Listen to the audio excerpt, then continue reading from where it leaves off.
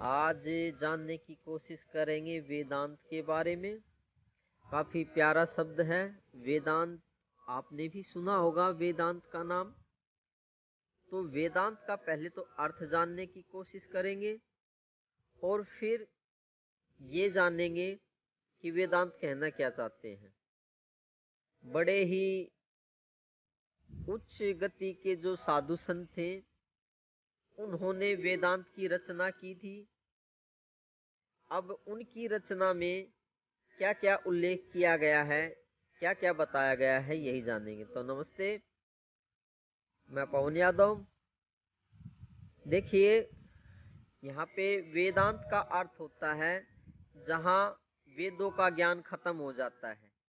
वेद अंत, वेदांत, वेदों का ज्ञान जहाँ खत्म हो जाता है, उससे ऊपर का ज्ञान वेदांत में रचित है। उनके जो ऋषि मुनि थे, साधु संत थे, जिन्होंने वेदांत की रचना की थी, उन्होंने वेदों से ज्यादा ज्ञान देने की कोशिश की गई है। देखिए, वे कहते हैं कि वेदों को छोड़ दो। वेदों का जो ज्ञान है वो पूरा ज्ञान नहीं है, वो असली ज्ञान नहीं है, ऐसा उन्होंने समझाने की कोशिश की गई है। वेद का जो ज्ञान होता है, 4 वेद हैं। 4 जो वेद हैं, उनमें क्या बताया गया है? उन्होंने जो बताया है, कुदरत के जो तत्व हैं उनके बारे में बताने की कोशिश की गई है। जैसे कुदरत के जो तत्व हैं, जैसे ये हवा, पानी, आग, रोशनी, तो उनके बारे में उन्होंने बताने की कोशिश की गई है कि वेदों में कि ये कैसे काम करते हैं, कैसे इस कुदरत में ये तत्व काम करते हैं। हवा, पानी, आकाश, प्रकाश, धरती, मिट्टी। तो वेदांत कहते हैं कि हमें तो उस परम तत्व के बारे में जानना है, उस परम सत्ता के बारे में जानना है जिसे आप परमात्मा कहते हैं।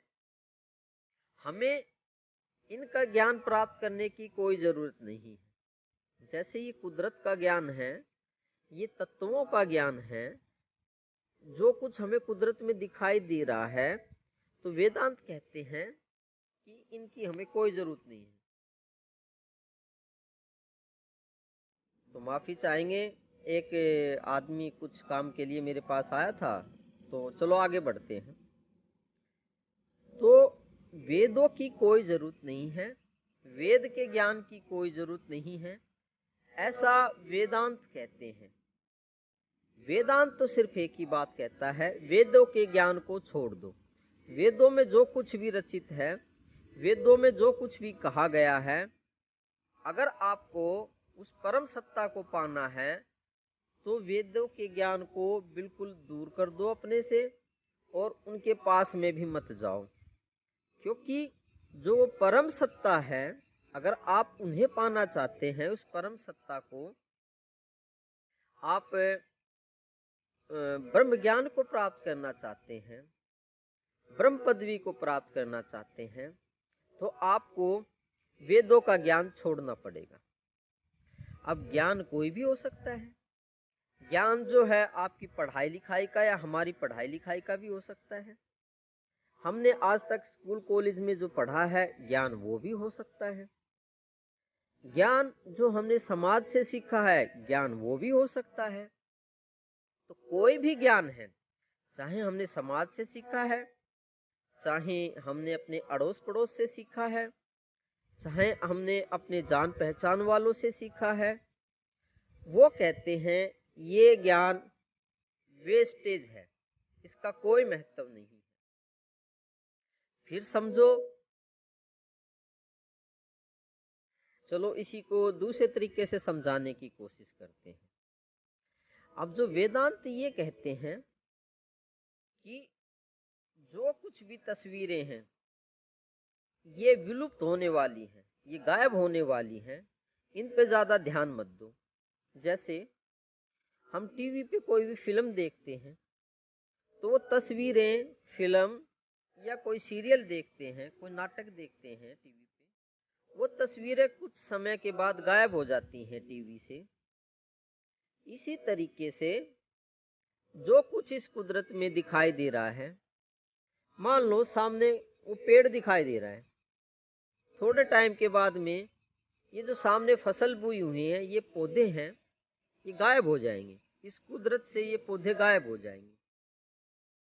इसी तरीके से वेदांत ये कहना चाहते हैं, आपके सामने जो कुछ भी दिखाई दे रहा है, जैसे कोई सामने कोई आदमी दिखाई दे रहा है या कोई बुजुर्ग आदमी दिखाई दे रहा है, आपका पड़ोसी ही दिखाई दे रहा है या आपका सामने कोई रिश्तेदार दिखाई दे रहा है, तो वेदांत कहते हैं कि जैसे टीवी पे तस्वीरें गायब हो जाती हैं, इसी तरीके से इस कुदरत में जो कुछ भी आपको दिखाई दे रहा है वो तस्वीरों की तरह गायब हो जाएगा।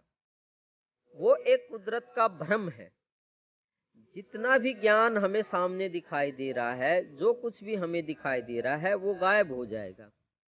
इसलिए इस ज्ञान को छोड़ करके, जो ये गायब होने वाला ज्ञान है, इसको छोड़ करके हमें ऐसे तत्वों का ज्ञान प्राप्त करना चाहिए जिसका कभी अंत नहीं होता है। बड़ी अच्छी बात चल पड़ी है, चलो इसको फिर और दूसरे तरीके से समझते हैं।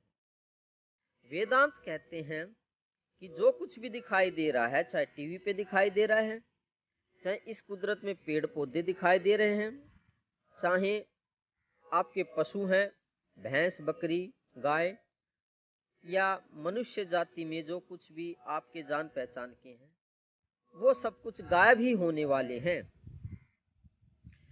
अब वो गायब होने वाले हैं तो उनका ज्ञान प्राप्त करके भी क्या करोगे? हाँ, गायब हो जाएंगे, बिल्कुल इस कुदरत में विलीन हो जाएंगे, वो उसी को गायब होना कहते हैं। तो वेदों में तो यही लिखा है, जो कुछ भी कुदरत का ज्ञान है, हवा पानी से जो शरीर बना है, ये पेड़ पौधे बने हैं, इन्हीं के बारे में बताया गया है वेदों में।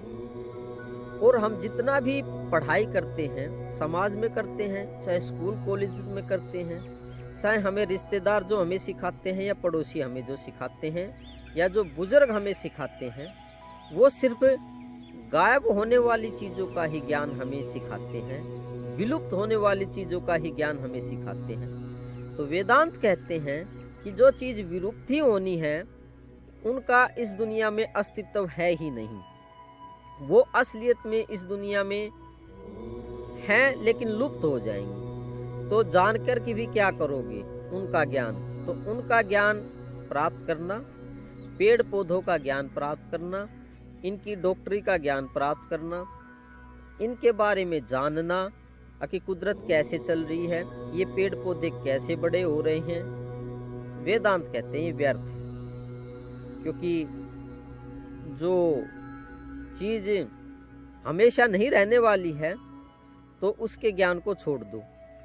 वही वेदों में लिखा हुआ है, वही हमारे समाज का ज्ञान है, तो इनको वो छोड़ने के लिए कहते हैं। तो आज हमने जाना वेदांत, वेदों का ज्ञान और सामाजिक ज्ञान, और स्कूल कॉलेज में जो ज्ञान, डॉक्टरी में जो ज्ञान मिलता है, उनको और भी काफ़ी तरीके के ज्ञान हैं, उनको छोड़ने के लिए ही कहते हैं। और फिर उस परम सत्ता की प्राप्ति होगी अगर आप इस ज्ञान को छोड़ पाए तो वीडियो काफ़ी लंबा हो गया है।